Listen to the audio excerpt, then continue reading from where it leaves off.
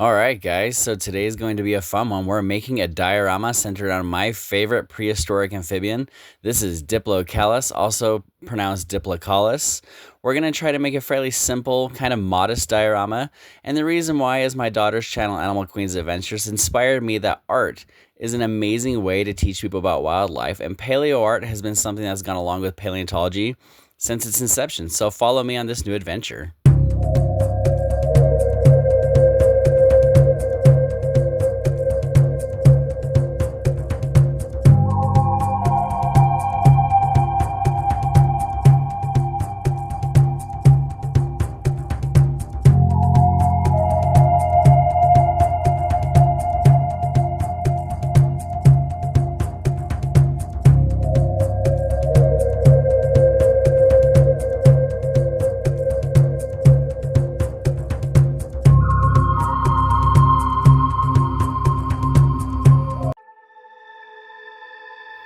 No doubt the most identifying feature of Diplocalus or Diplocalis is that boomerang-shaped head.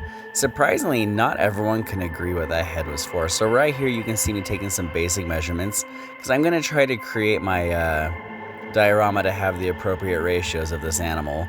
So we're going to start off with a sketch that kind of gives me a rough outline of how this animal is supposed to be built so I can kind of put the internal frameworks in there. Notice how robust the Diplocalus is supposed to be. Looking back on it now, I can actually tell that I didn't even make my sculpt robust enough. This animal was supposed to be pretty stocky.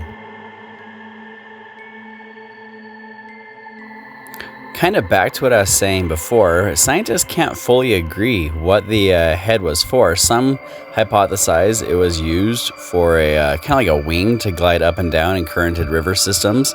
Some people hypothesize it held onto gills, kind of like an axolotl. In fact, if you guys have an axolotl at home, smash that like button because we love it when people have some cool pets. Just make sure you take care of it really well. Some people hypothesize it was used for additional sensory systems. We know from research with hammerhead sharks that enlarged heads like that can actually add a lot of drag.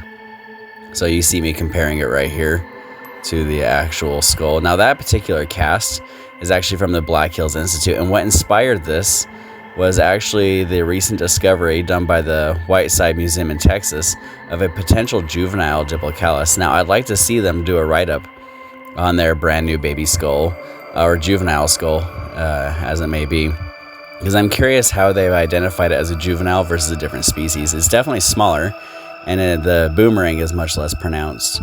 Now right here you see me, I used the aluminum foil and I had to hot glue it together, which actually kind of created a problem for me later on. It actually seeped out when I was baking it.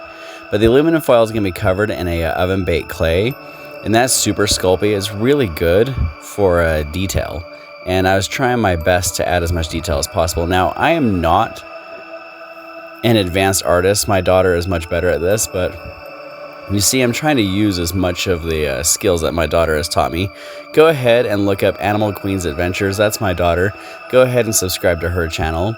Now, I have the whole thing here coated in a little bit of that clay, and I'm going to start smoothing out and adding a little bit more of that natural texturing. Fun fact, while you're watching me kind of smooth out the super sculpey there, Diplocalis lived about 305 to 255 million years ago as a genus, and that's been confirmed through like radiometric dating and layers and other stuff like that. But really amazing species due to the teeth and the habitat, thought to be a predator. And this is actually a unique group of amphibians we call leptospondyles, and this is one of the largest, if not maybe the largest leptospondyle, at least that I know of. Now, I definitely used salamanders as an inspiration, but do not pretend for one moment that Diplocalis is actually a true salamander. They are not. In fact, true salamanders belong to a group of modern amphibians we call Lissamphibia. And Lissamphibia includes actually all of the extant amphibians you see today. Now, I do add some features from some modern Lissamphibans that you'll see here coming up really soon. Part of the inspiration taken from animals like axolotls and juvenile tiger salamanders is that kind of that long fin going down the length of the tail. I thought it was an appropriate addition due to the animal being aquatic. Now I'm going to put it in the oven, bake it for a little bit, and we're going to pull it out. Okay, now you see those bumps? Those are called costal grooves. We have no idea if Diplocalis actually had the costal grooves. The costal grooves are something that a lot of listed amphibians have today, such as amphisbaenians and a lot of salamanders. And just like you and I, we actually breathe a little bit through our skin, well, so do many amphibians. And those costal grooves actually help them breathe, especially while underwater. Another little fun fact, you see that little spot of white clay in there? I put two different types of Super Sculpey in a bag and they mix together, so there's actually different densities of clay right there. Now I'm gonna roll out a little bit extra clay. That way I can kind of do some like dorsal musculature running down the backside of the animal.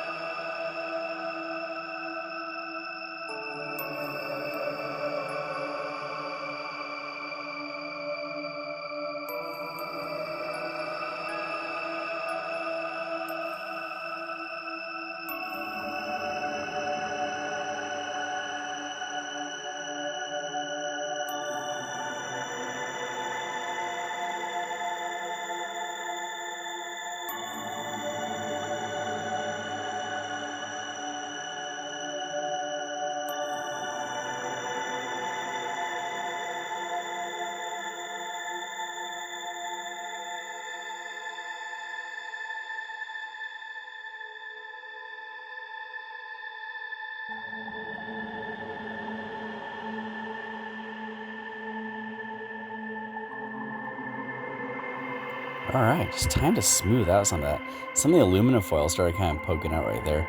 Now right here, I noticed I made some of the costal grooves a little too pronounced, so you're gonna start seeing me kind of smoothing some stuff out to kind of give it more of like a real animal feel and not just a checkbox of different anatomical structures to add in there.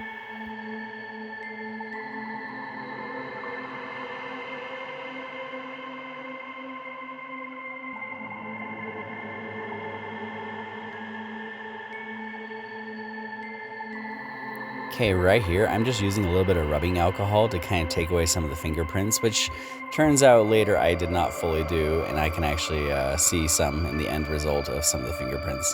Now I'm gonna wrap it in some cellophane, and this helps me hold it without putting any additional fingerprints in there and allowing me to add more of like a skin-like texture. So you'll see me rubbing the back end of a paintbrush to kind of get that wrinkly skin-like texture across the animal there. And you can kind of see me rubbing it in. Now I'm just trying to smooth out the rest of the clay while holding it in place with the cellophane. Now this is a good time to point out that I am not a professional sculptor or paleo artist. This is just my attempt to do my very best. If you guys have any tips, I'm always open. I want to shout out a few artists that are on YouTube, including Kayakasaurus, North of the Border, Baron Von Clay, and Boyle Hobbing Time. I watch a lot of their channels with my kids. It's inspired us to get into making dioramas and also just visiting museums and seeing the various dioramas. But you guys go check out those amazing creators. Right here, I'm actually adding the mouth. According to the skull reference that I have in front of me, they actually have the mouth kind of like on the bottom side, similar to a stingray, but they're still faces forward. So yeah, you see that little tiny mouth coming in there. And then the mouth does not extend across the full swing of that boomerang head there.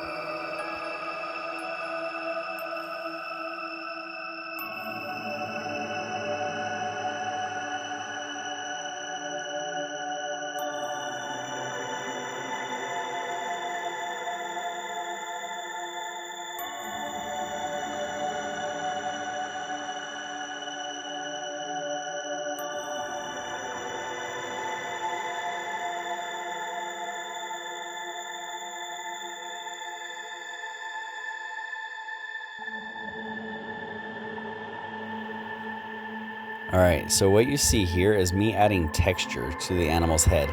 I have no idea if they actually had that texture on their head, but the skull definitely does. And if they're anything like modern animals, which they have to be because they're still constrained by the laws of physics, water adds a lot of drag as you try to swim through it. And there's also something called surface tension. The closer you get to the surface, the more drag it has. So no doubt if they had a head that big, they were fighting a lot of the water's forces. And so on the skull, you'll see some dimpling. Modern alligators have that dimpling and kind of does the golf ball effect and actually reduces the drag. So my assumption is if the skull had it and the animal was aquatic, they probably did that to reduce the drag since the shape of the head would actually add drag. Sharks have those overlaying scales, those placoid scales to kind of reduce drag. Well, Diplocalus, like alligators, may have had those dimples in the head to kind of reduce drag. I'm not sure if the skin would have reflected that, but I added it because the skull had it. You guys can go ahead and comment below if you agree or disagree with my choice. Now you see me adding this little leg right here. I will eventually remove that leg. Anyone who knows Diplocalus knows exactly why that leg is about to be removed. It's huge. Diplocalus had tiny arms and tiny legs, and you can see that white clay mistake again is scattered throughout the rest of that super sculpey. Very pronounced costal grooves. I think I made those costal grooves a little too pronounced, so you'll see me reduce those here soon too. A huge back leg, that thing's gotta go. So yeah, when you see the legs change in size, don't be too surprised.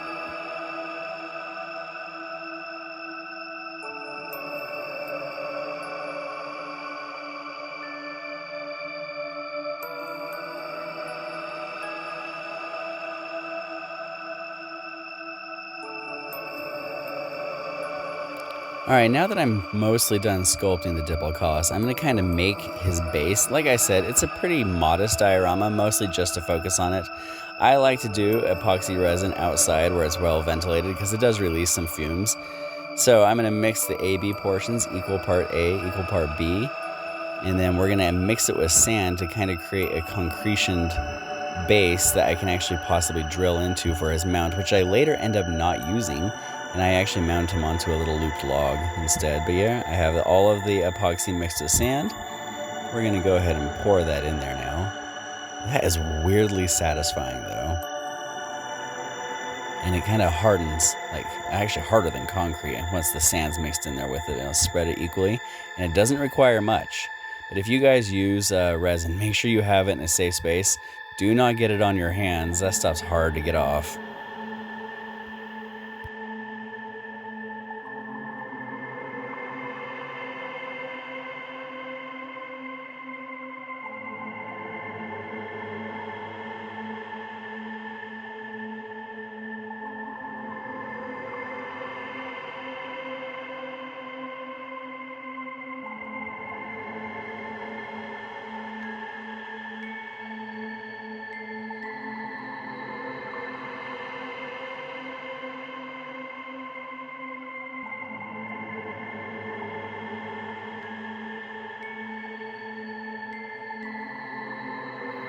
Alright, so right here I'm just doing my final inspections to make sure the sculpt looks good before I paint it.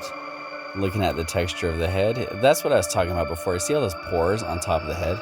Now I know in ratio my pores are technically too big, but I had to have a way to show the audience. But let's go ahead and now that I approve of it, let's put some primer on that thing. Boom. Okay. Now that we got some primer on the Diplocalis there, I actually really like the way it looks black. I kind of regret just not keeping it black and call it Diplocalis. Diplocalis. I don't know. But yeah, it's better look at those textures on the head, the costal grooves. Yeah, black looks really good. Now, I am actually going to add a water feature made of epoxy resin. I'm going to seal it in, and it's going to be very shallow because it's actually going to be held up by a log that's supposed to be underwater. And the Diplocalus will be kind of swimming under that log. So I'm going to use the resin to make like a thin plate, like a little shelf. So I'm going back to the A-B epoxy mixture, going back outside to make sure everything's well ventilated because you don't want those fumes in your house, and get my wax paper down because it doesn't stick to the wax paper. So I'm going to go ahead and pour it in there. And this stuff, you know, depending on the type that you buy, can dry pretty quickly. This one doesn't dry very quickly at all. And that's why I was able to get rid of most of the bubbles. There's different tricks of working with resin. It can be kind of a nightmare, so make sure you read the instructions. And if you are a kid, do not do that without your parents.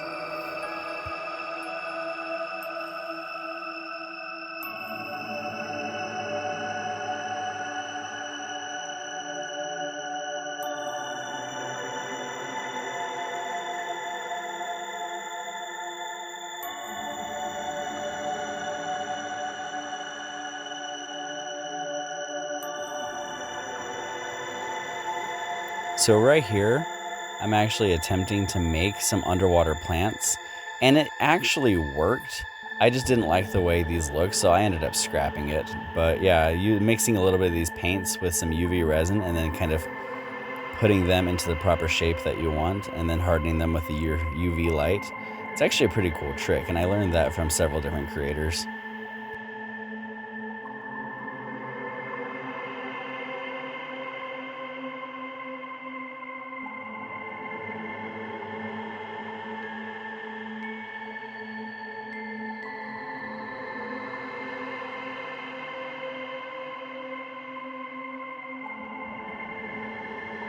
So kind of a fun fact while you're watching me kind of paint this on there, but I'm about to put it into the UV lights. We know Diplocalis lived in freshwater systems based off other animals in the area, based off the color of the rocks that it's found in. They're found in very red style rocks, which indicates a non-marine climate. So we know they weren't ocean animals. So really the big question I would have is, were they rivers? Were they streams, lakes, ponds? Maybe a little bit of a mixture of both? It's kind of up to anyone to really decide, and I'd like to read a little bit more on that. Maybe someone has already figured that out and I just haven't found that paper. But if you guys are interested in Diplocalus, look up the Whiteside Museum and you'll get to see their new juvenile Diplocalus, or maybe a new genus. I'd like to see them do a workup on that. Alright, so I did a few things off camera, including UV resin, the ripples into the water.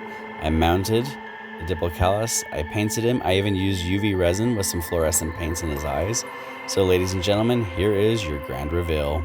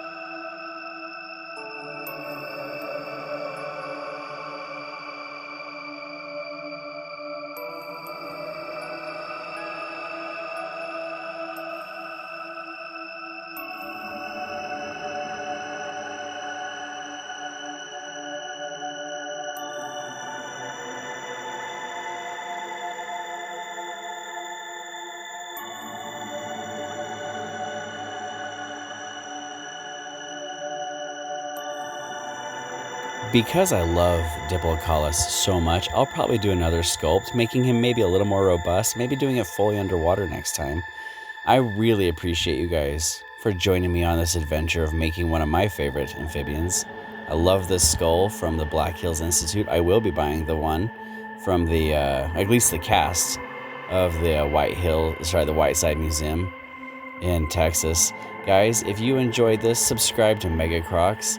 And if you're interested in learning about paleontology, biology, or zoology, check out my book on Amazon, Mega Crocs by Jason Dunn. And I really hope you guys enjoy learning as much as I do.